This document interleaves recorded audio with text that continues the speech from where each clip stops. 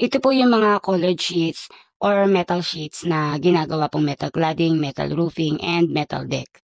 Sa mga kapal po na available sa mga metal cladding and metal roofing, ang pinakamanipis po ay 0.35 mm, ang susunod naman ay 0.4, and then 0.5, at ang pinakamakapal naman ay 0.6. Ito naman yung roll forming machine. Sa pag-order po ng mga metal cladding and metal roofing, any length po ay pwede dahil special cut po siya at customized. Ang presyo po ay depende po sa kapal po na mapipili nyo at depende rin po sa haba po na kailangan nyo po. Ang common po na lapad ng mga metal cladding and metal roofing ay 1.05 mm hanggang 1.12 mm. So, depende po yan sa design or profile po ng planta na mapipili nyo. Bawat planta po kasi meron po silang sariling design or sariling profile ng kanilang mga yero. Kapag marami po siyang ribs yung mapipili nyo, ay medyo liliit po yung sukat po ng inyong yero. So, ito po yung tinatawag nila na color roof or rib type or long span. So, iba-iba po siya ng klase ng design. Kaya rib type dahil yung kanyang design ay meron siyang parang buto. At bawat planta po ng yero ay meron po silang sari-sariling profile. So, iba-iba po sila ng design ng mga rib type na mga roofing at mga cladding. At iba-iba rin po sila ng shades po na mga kulay po ng kanilang mga colored sheets at mga yero. So ito pong mga metal cladding ay pangkaraniwan nyo pong makikita sa mga warehouse, usually sa mga tile center. Ang gamit po nila na mga dingding ay yung mga metal cladding. And then ang kanilang poste ay gumagamit po sila ng H-beam or I-beam na tinatawag. So yung mga I-beam, marami po yung sizes.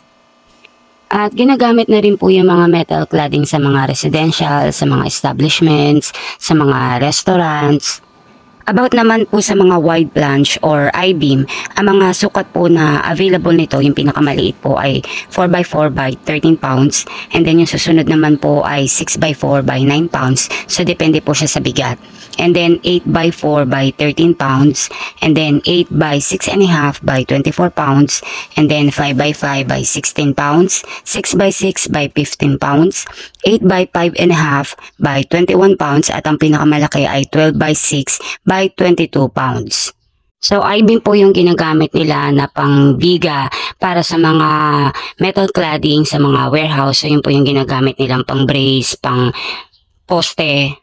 So, kung gusto niyo pong magpa-estimate po ng kailangan niyo po ng metal cladding and metal roofing, so depende po ang mga presyo sa kapal. So, nabanggit ko na po yung mga available na kapal at depende po sa haba po na inyong kailangan.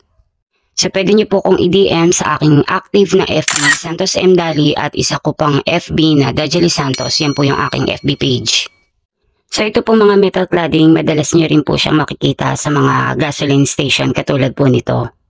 O kahit gaano kahaba ang kailangan nyo po na mga metal cladding and metal roofing, ay pwede nyo po siyang orderin dahil per linear meter po ang computation po ng presyo at depende po sa kapal. Syempre po kapag mas makapal at mas mahaba, mas mahal. FYI guys, bawat planta po ng yero ay iba-iba po sila ng profile at iba-iba po sila ng design. So kapag kapusin po kayo sa inyong cladding or sa inyong metal roofing at idudugtong nyo po siya, so kung saan po kayo bumili na planta ng yero or hardware store, doon nyo rin po siya dapat orderin dahil hindi po siya magtutugma kung magdudugtong po kayo. Kaya make sure lang po na eksakto po ang inyong sukat. And hindi rin po siya on the spot na o-order, so maghihintay po kayo ng 3 to 5 working days bago po ito ma-deliver sa inyo dahil kinakat po siya at customize po ang mga sukat. Kaya ahead of time, dapat orderin nyo na po siya bago nyo po siya kailanganin. So hindi naman po siya ganun katagal gawin, so minuto nga lang po gawa na po yung inyong metal cladding and metal roofing. So yung mga planta lang po ang nag-i-schedule po ng pick up para sa inyong mga orders. So dun lang po siya nagtatagal pero mabilis lang po siyang i-fabricate. Kung naging helpful po sa inyo itong video na ito, huwag mo naman kalimutang i-like, share, and subscribe para updated po kayo sa mga next uploads ko po about sa mga construction tips, sa mga construction materials, and hacks. Bye! God bless!